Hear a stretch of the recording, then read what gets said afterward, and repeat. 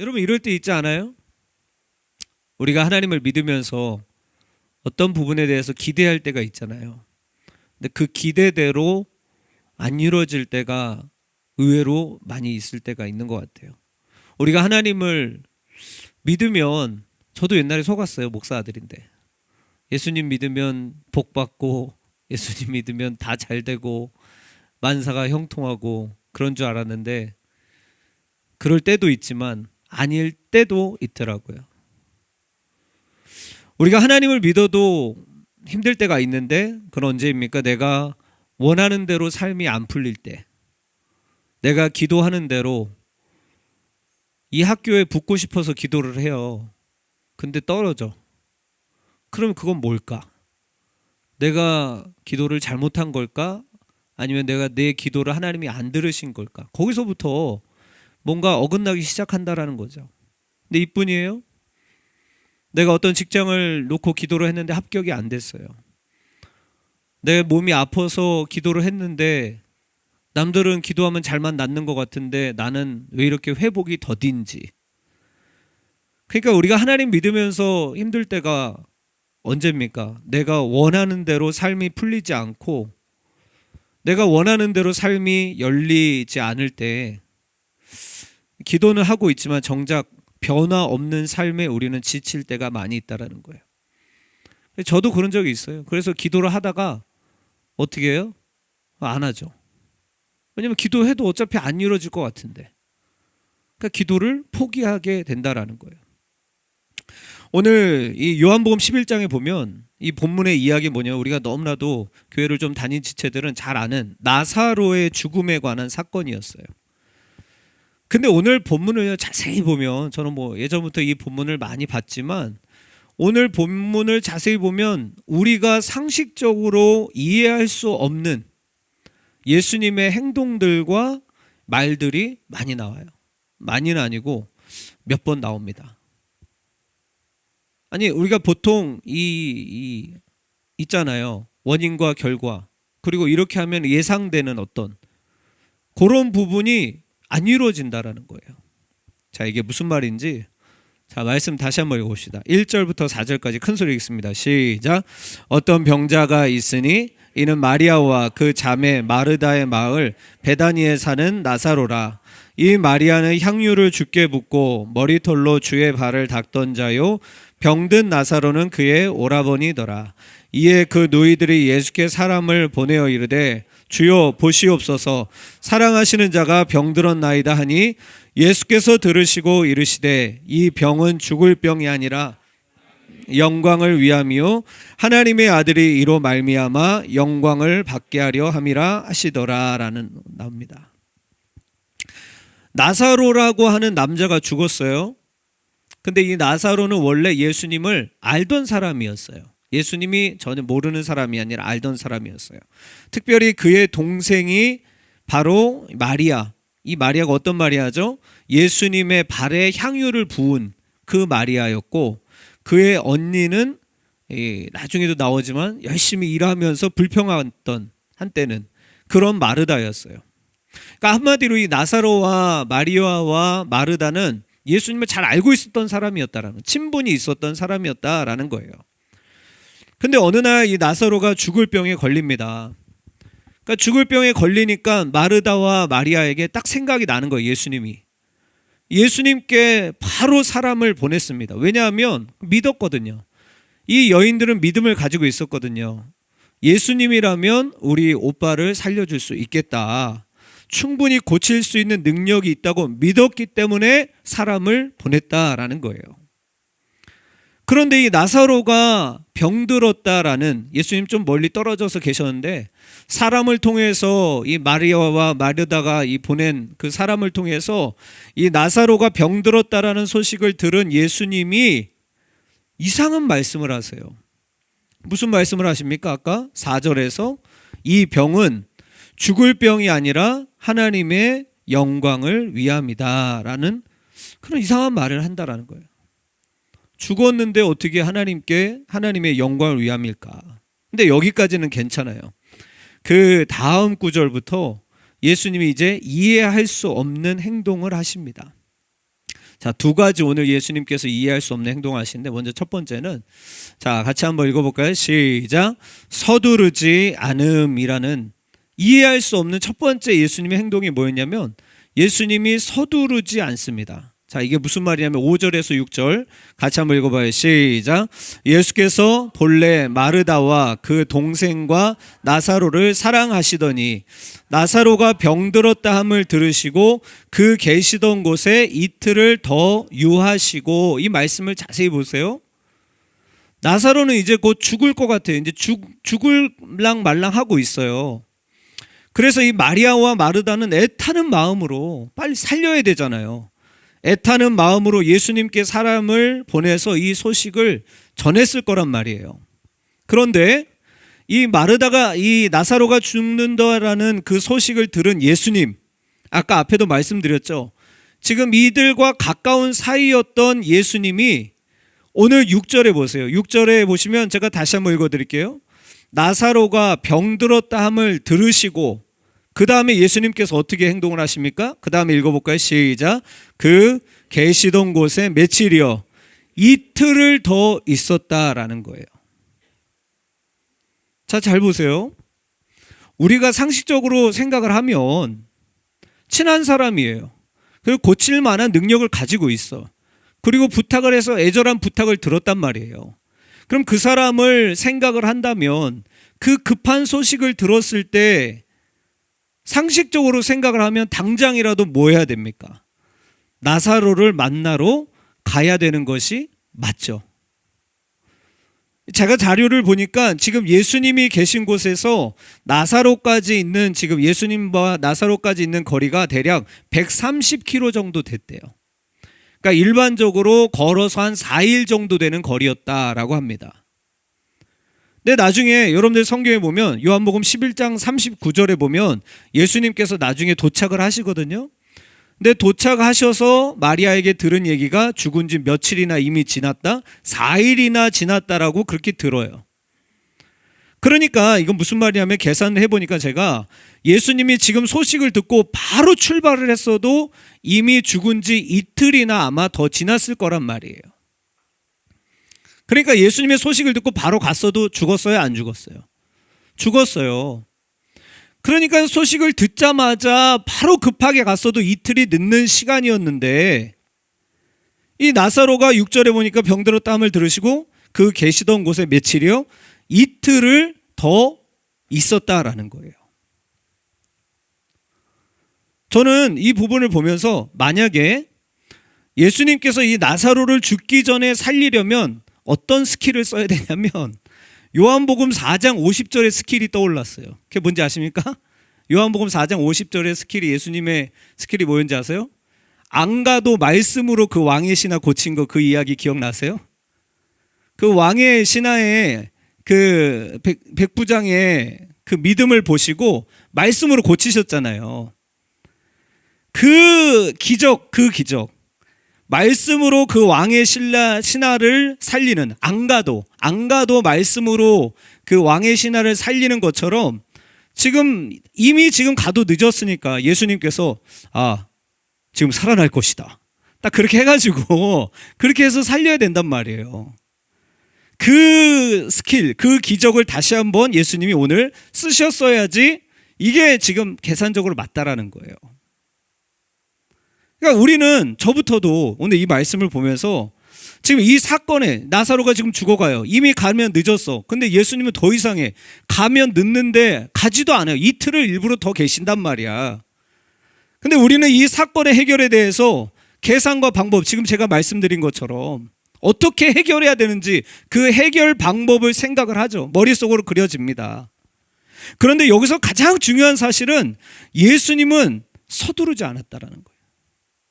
그걸 듣고도 지금 어쩔 수 없이 못 가신 것이 아니라 예수님이 어떻게 하신 거예요? 일부러 이틀을 더 계셨다 가신 거예요.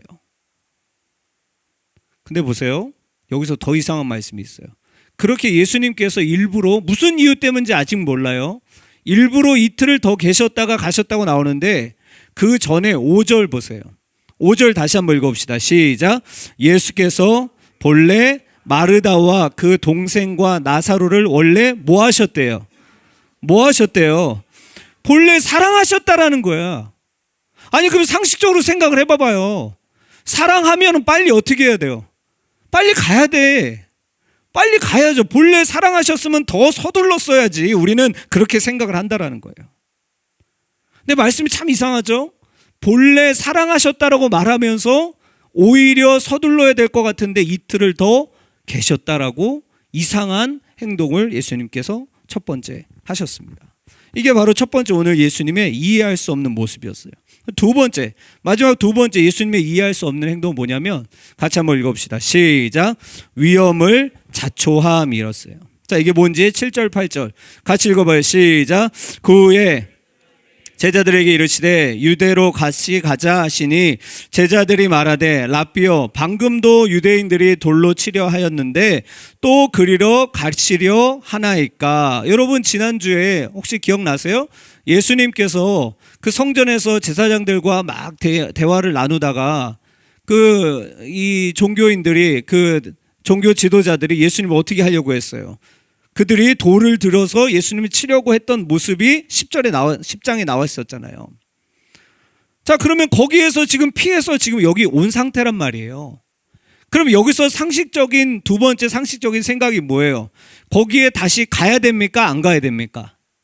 안 가야 되는 것이 정상이잖아요. 왜냐하면 가봤자 위험할 게 뻔하기 때문에 지금 제자들도 이야기하고 있잖아요. 제자들이 뭐라고 이야기합니까? 방금도 아니 예수님 지금 거기에서 도망 온 거잖아요.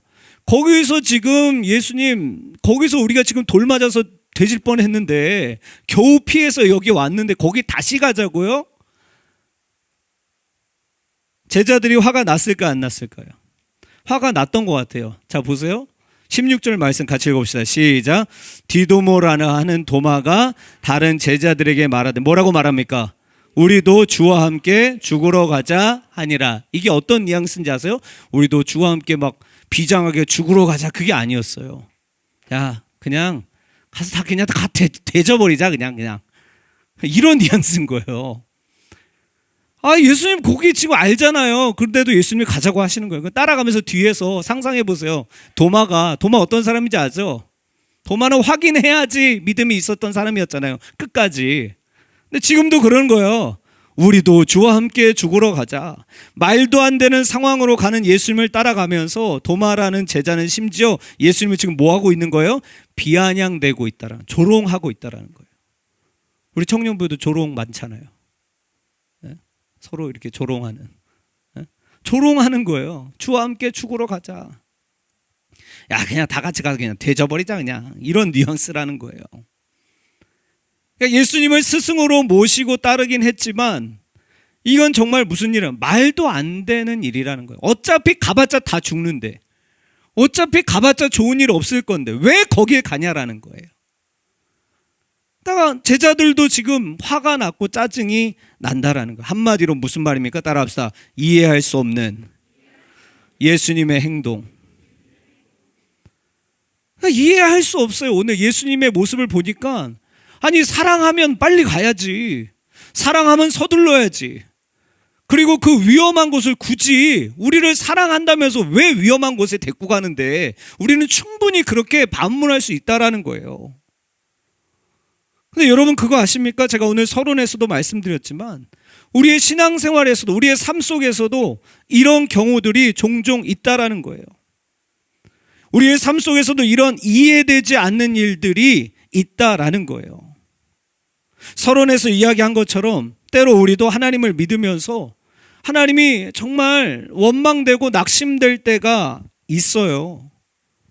이 말씀은 다시 보세요. 5절 6절 보시면 예수께서 차라리 사랑한다고 말하지를 말지 그냥 사랑한다라는 그런 구절이 없이 만약에 그런 행동을 했으면 이해라도 되겠어. 아, 뭔 사정이 있겠지. 근데 저는 이 부분을 묵상을 하면서 꼭 놀리는 것 같잖아. 본래 마르다와 그 동생과 나사로를 너무 사랑하신대요. 근데 나사로가 병들었다 함을 들으시고 그 계시던 곳에 이틀을 더 미적거렸다라는 거예요.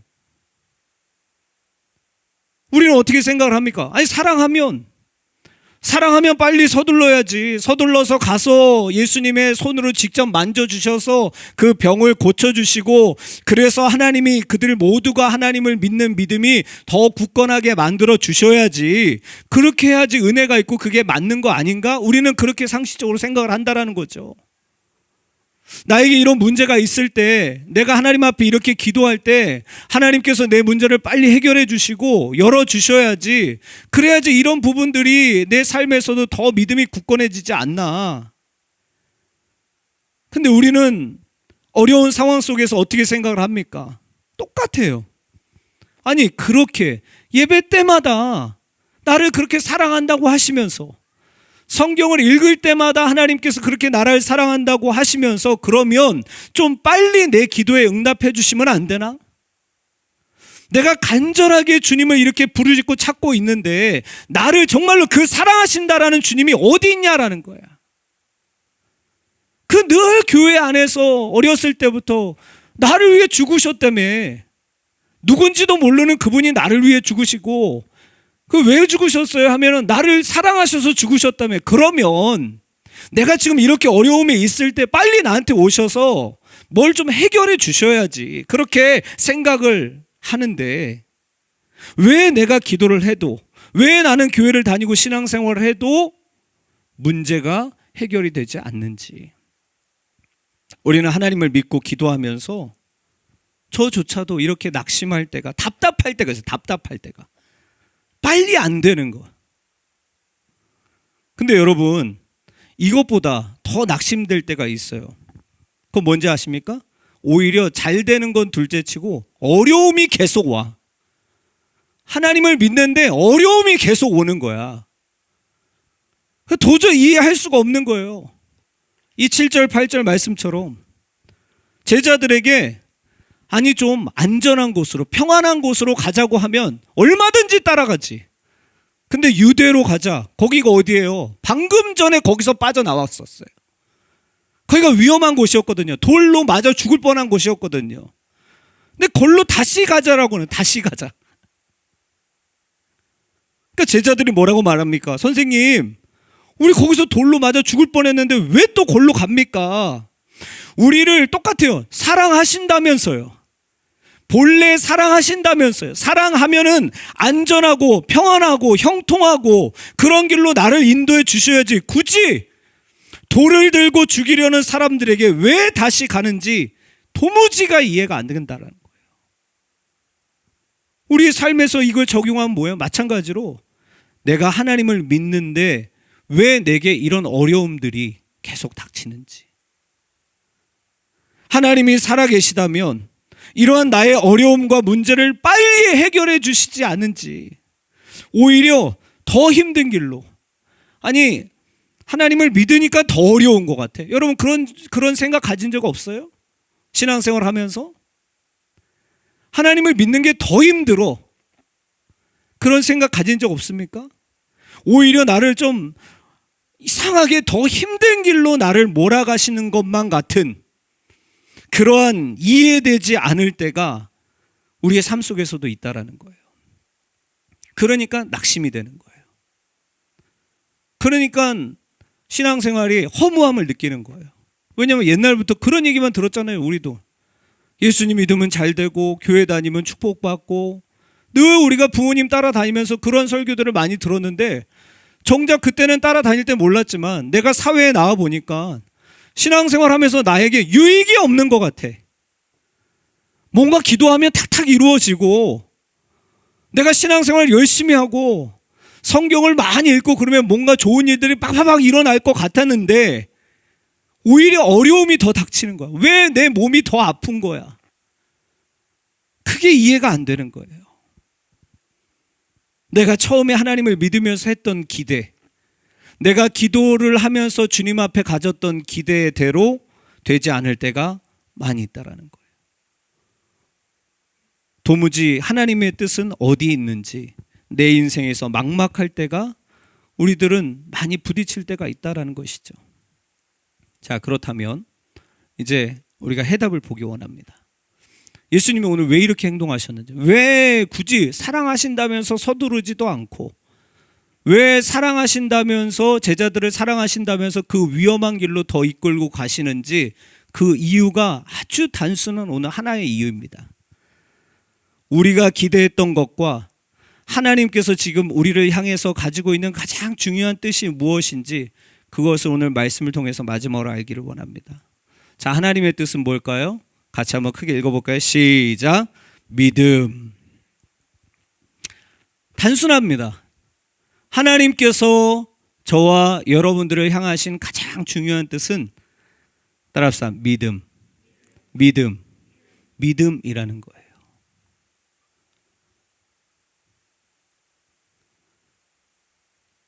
그렇게 오늘 말씀을 보니까 상식적으로 이해되지 않고 또 내 기대와는 전혀 다른 내 인생과 삶 속에서 오늘 주님께서 저와 여러분들에게 우리를 향하신 주님의 뜻이 뭐냐면 가장 중요한 뜻이 뭐냐면 14절 15절에 나와 있어요. 봅시다. 성경 있는 사람 14절 15절 같이 읽습니다. 시작. 이에 예수께서 밝히 이르시되 나사로가 죽었느니라. 내가 거기 있지 아니한 것을 너희를 위하여 기뻐하노니 이는 너희로 믿게 하려 함이라. 그러나 그에게로 가자 하시니 라고 나와 있어요. 참 이상하죠. 15절에 뭐라고 나와 있다고? 내가 거기 있지 아니한 것을 뭐 하신대요? 기뻐하신대요. 내가 거기 안 있는 게 너무 기뻐. 잘 됐어. 죽었는데 내가 거기 없어서 다행이야. 막 이런 거야. 이상하잖아요. 그잖아요. 같이 계셨어야지. 근데 거기 없던 것을 주님이 더 기뻐하신대요. 그 이유가 뭐라고요? 따라합시다. 크게 합시다. 이는 너희로 믿게 하려 함이라. 예수님의 목적이 오늘 무엇인지 분명히 아시겠죠. 14절에 보면 그렇게 나와 있어요. 예수께서 밝히 이르시되 나사로가 죽었다. 근데 이 말씀의 뉘앙스를 보면 제가 묵상을 하면서 꼭 그러신 것 같아요. 죽기를 기다리신 것 같아.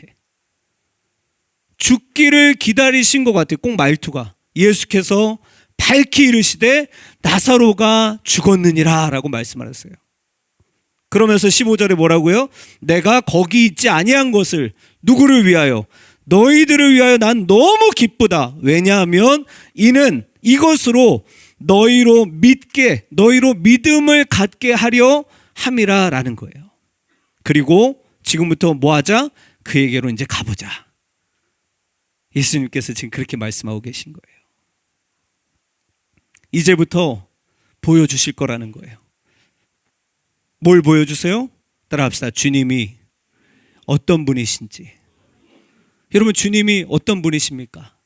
주님은 오늘 이 11장에서 전체적인 11장에서 나오는 주님을 소개하는 그 부분은 어떤 부분인지 아세요?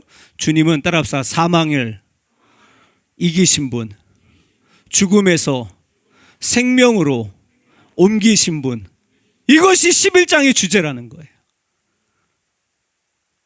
주님이 이제부터 어떤 분이시라는 것, 내가 기다렸어. 나사로가 완전히 죽을 때까지 내가 기다리고 있었어. 자, 이제 가보자. 그럼 뭘 보여주셔요? 그분은 죽음도 이기시고 사망에서 생명으로 저와 여러분들의 삶을 인도하시는 분이시라는 것을 드디어 내가 이제 보여주겠다. 보여주시고 믿게 하실 것을 주님은 지금 기대하면서 기뻐하고 계시다라는 거예요. 사랑하는 여러분, 이것이 바로 주님의 방법이라는 거예요. 이렇듯 주님은 언제나 저와 여러분들이 기대했던 것과는 다르게 일을 하시는 분이라는 것을 기억하시기 바랍니다. 우리는 내가 원하는 대로, 내가 원하는 학교, 내가 원하는 직장, 내가 원하는 사람이지만 주님의 뜻은 우리의 뜻보다 더 크고 다를 수도 있다라는 거예요. 주님은 언제나 더 큰 것을 우리를 위해서 예비하고 계신 분이시라는 것을 믿으시길 바랍니다. 주님이 우리를 향하신 뜻은 뭐예요? 언제나 영원하신 그분을 신뢰하고 그분을 우리가 사랑하고 그분을 우리가 전적으로 의지하고 그분을 내 삶을 다해서 따르기를 주님은 원하신다라는 것을 믿으시길 바랍니다. 주님은 그렇게 보면 우리가 원하는 것은 그렇게 관심이 없어 보여요. 오히려 주님께서 원하시는 뜻대로 이루어지기를 바라시는 것 같아요. 우리가 볼 때는 그 길은 때로는 좁은 길인 것 같아요. 그러나 그 길 끝에서 주님께서 우리에게 결국 주시고자 하는 건 뭐예요? 결국 사망에서 생명으로, 죽음에서 부활을 맞이하게 될 것을 믿으시기를 바랍니다. 오늘 말씀을 통해서 주님은 결국 이걸 말하고 싶은 거예요. 다른 것이 아니라 네가 지금 소멸될, 언젠가는 이 땅에서 다 없어질, 그것보다 더 중요한 것은 내가 너에게 줄 영원한 생명, 내가 너에게 줄 영원한 빛을, 네가 그것을 믿기를 원한다라는 거예요. 자, 이제 말씀의 결론을 맺도록 하겠습니다. 자, 오늘 이 사건을 통해서 우리가 한 가지 기억할 중요한 아주 사실이 있습니다. 그것은 뭔지 아십니까? 나사로가 완전히 죽어야지만이 주님께서 그때부터 일하신다라는 거예요. 나사로가 완전히 죽을 때까지 오히려 주님은 늦었지만 더 늦게 가셨어요. 왜요? 완전히 죽을 때까지 기다리신 거예요. 나사로가 완전히 죽었을 때 저는 오늘 이 말씀을 통해서 그걸 깨달았어요. 나사로가 완전히 죽어야지만이 주님께서 일하실 수 있듯이 마찬가지로 저와 여러분들도 마찬가지라는 거예요. 우리의 주님은 뭘 기다리고 계시냐면 우리의 죄된 자아가 완전히 죽을 때까지 기다리고 계시는 것 같아요. 왜냐하면 우리 기독교의 신비와 비밀이 뭔지 아십니까? 우리는 죽어야지 다시 살 수 있기 때문이라는 거예요. 죽어야지 사는 것, 그것이 절대로 우리는 상식적으로 이해가 되지는 않지만 예수님부터 그 죽음을 통과하셨잖아요. 그 죽음을 통과하셔야지만이 부활의 영광을 맛볼 수가 있는 것처럼 저와 여러분들의 삶에서도 마찬가지라는 거예요. 신앙생활이 우리가 어설프게 그냥 주님을 믿습니다, 그런 걸로는 우리가 이제 더 이상 되지 않는다라는 거예요. 왜 우리는 여전히 주님을 믿는다고 하면서 유혹에 흔들릴까요? 왜 우리는 주님을 믿으면서도 여전히 두려움과 의심과 낙심 속에 살아갈까요? 아직 완전히 죽지 않아서 때문이라는 거예요. 그리스도 안에서 나의 죄된 속성이 완전히 죽어야지 주님이 그곳에서 사시고 역사하실 수 있는데 우리는 여전히 뭘로 살고 있어요? 내 의, 나의 의지, 내 힘으로, 내 노력으로 믿으려고 하니까 그 믿음이 어렵다라는 거예요. 주님이 오늘 저는 이 말씀을 준비하면서 기다리고 계신 것 같아요. 뭘 기다리고 계세요? 우리의 삶에서도 우리가 완전히 죽기를 기다리고 계시다라는 거예요. 우리는 늘 그렇죠. 왜 빨리 오시지 않냐고, 어떻게 내가 그런 위험한 곳에 가냐고 여전히 소리를 지르고 아주 고집을 부리고 내 삶 속에서 여전히 내 자아가 살아서 그렇게 완전히 주님 앞에서 자아가 살아있지만, 그러나 완전히 주님 안에서 우리 죄된 자아가 죽는 그때를 주님은 여전히 기다리고 계실지 모릅니다. 사랑하는 우리 모든 귀한 형제 자매님 여러분, 예수님을 믿으시기를 바랍니다.